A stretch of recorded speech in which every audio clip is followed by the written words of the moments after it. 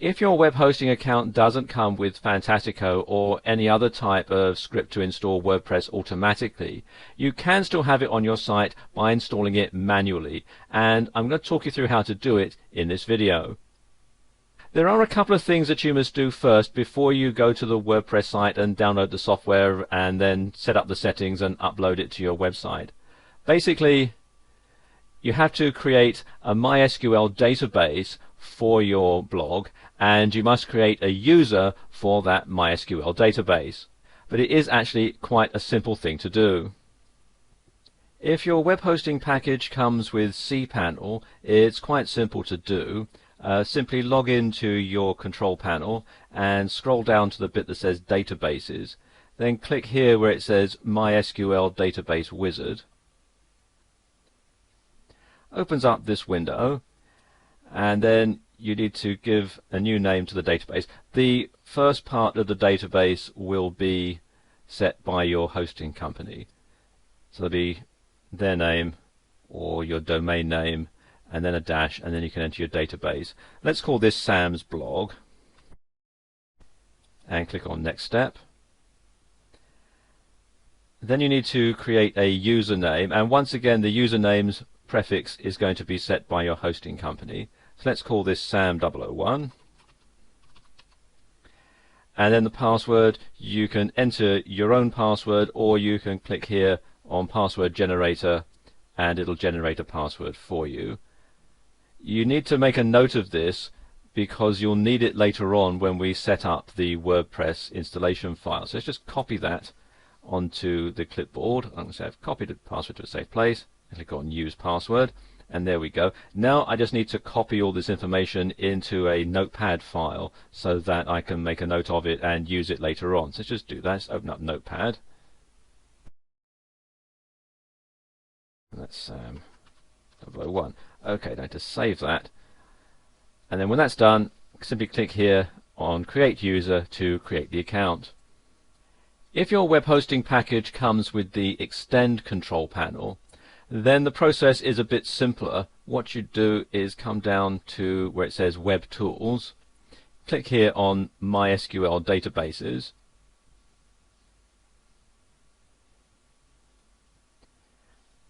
and with this what it does is it creates a database which has the same name as the actual username. So the database name and the username are the same, all bar the front part, which will be set by the hosting provider.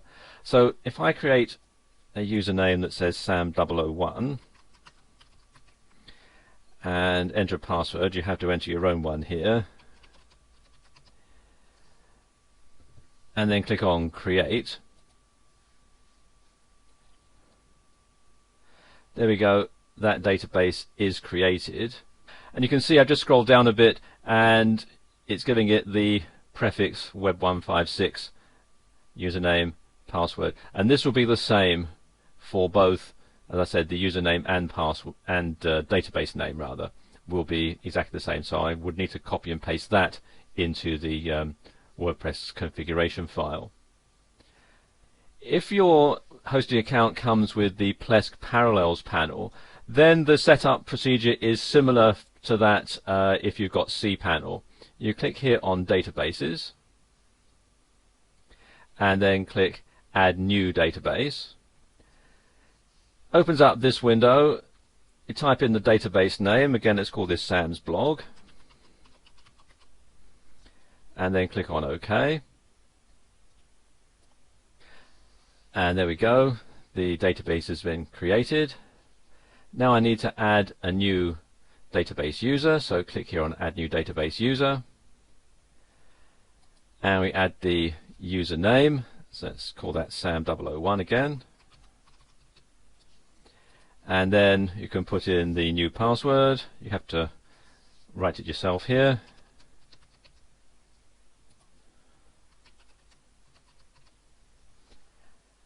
and then click on OK,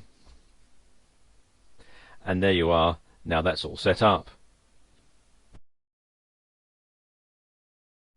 Okay, now your databases are set up. The next stage is to download the WordPress software to your computer's hard drive. So come here to this website, wordpress.org/download, and then click on the button that says download WordPress, and it will have the latest version.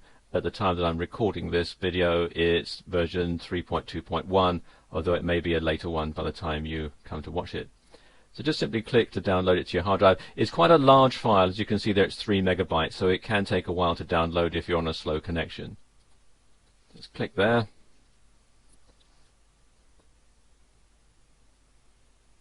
This pop-up window opens, and make sure the Save File radio button is selected and click on OK. And you can see it's downloading now.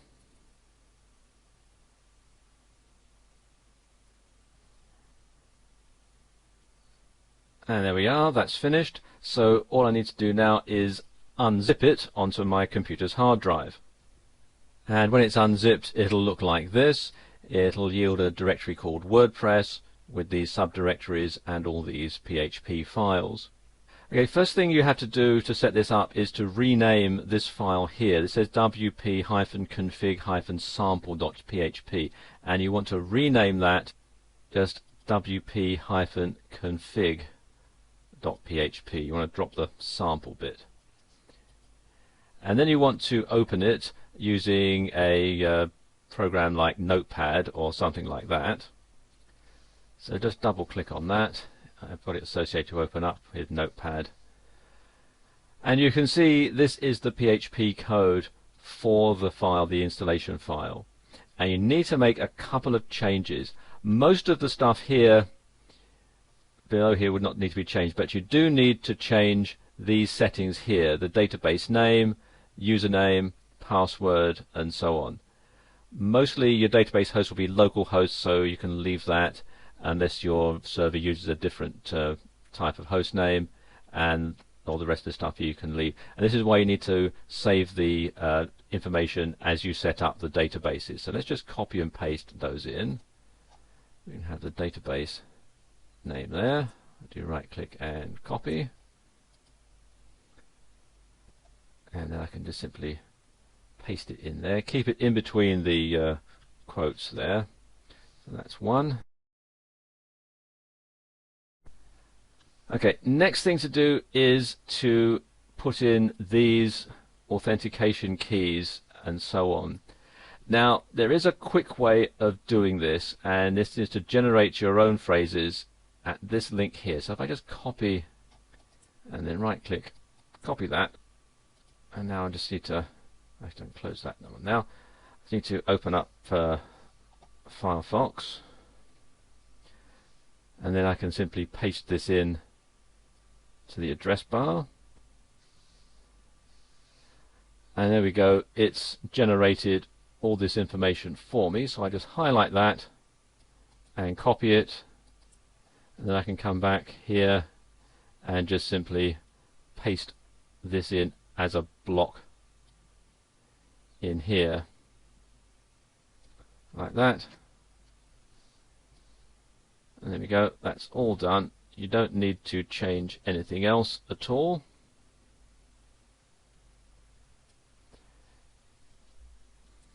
So I can now save that, do File and Save, and now I need to FTP, you can close that,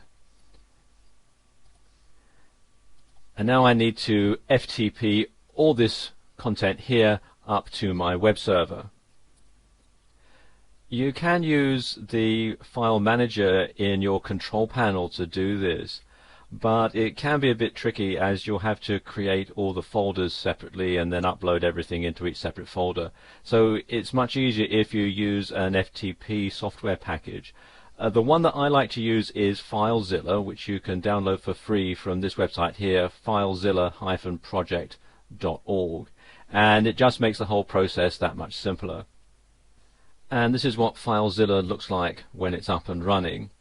I'm going to create a new directory on the server to install WordPress into. If you're going to have it as the main focus of your site, then you'd want to upload it into the root directory of your site. So if you're just going to have WordPress on your site, you'd want to upload it into the root directory of the site. On this particular server, they call it HTTP docs. On most other servers, they call it public HTML. Okay, so I'm going to right click and create directory, and we'll call this WordPress, and then click on OK. And what I can then do is simply open it up, click on WordPress. You can see there's nothing there.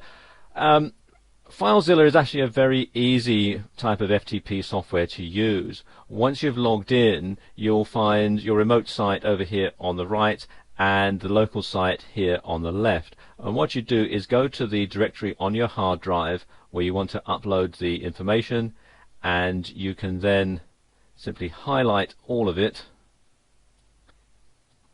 click the first one, then do Shift and click, and that selects all of it. Then right click and click on Upload, and it will immediately start to upload the files that you've selected into the directory that you've selected on your hosting account. Okay, as you can see, there are 933 files to be transferred. It's going to take a while to do this, so what I'm going to do now is just pause the video and then come back to it when everything has been uploaded. And there we go, everything's uploaded. Exactly how long this will take will depend a lot on the speed of your internet connection. If you have a super fast broadband, it'll only take a few minutes. On regular broadband, it can take about 15 to 20 minutes. On a dial-up account, it can take a lot longer. In fact, there is such a lot of data here that your dial-up might time out and you'll have to reload it. But the good thing about FileZilla is it will tell you if any transfers have failed so that you can upload them again.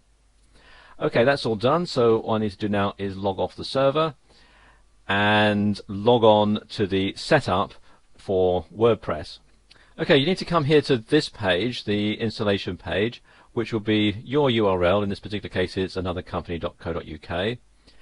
If you've got it installed in a subdirectory, like I have here, which is WordPress, you need to come to that and then wp-admin/install.php. If you're installing this in the root directory, of course, you wouldn't have the WordPress directory. You just go to your URL /wp-admin/install.php. Then you need to fill in this information here. You want the site title. Let's call this Sam's blog. Username, the default one is admin, and it's best to leave it at that. You can always add new ones later. You want the password, and then put it in again.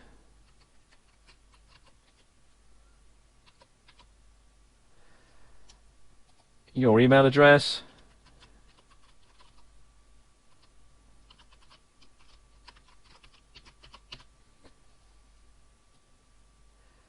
and then you want to either check or uncheck this box here, allow my site to appear in search engines like Google and Technorati. Good idea to say yes, and then simply click on this button here, Install WordPress. And there we go, WordPress has been installed, so I can click here on the login button, enter the username and password,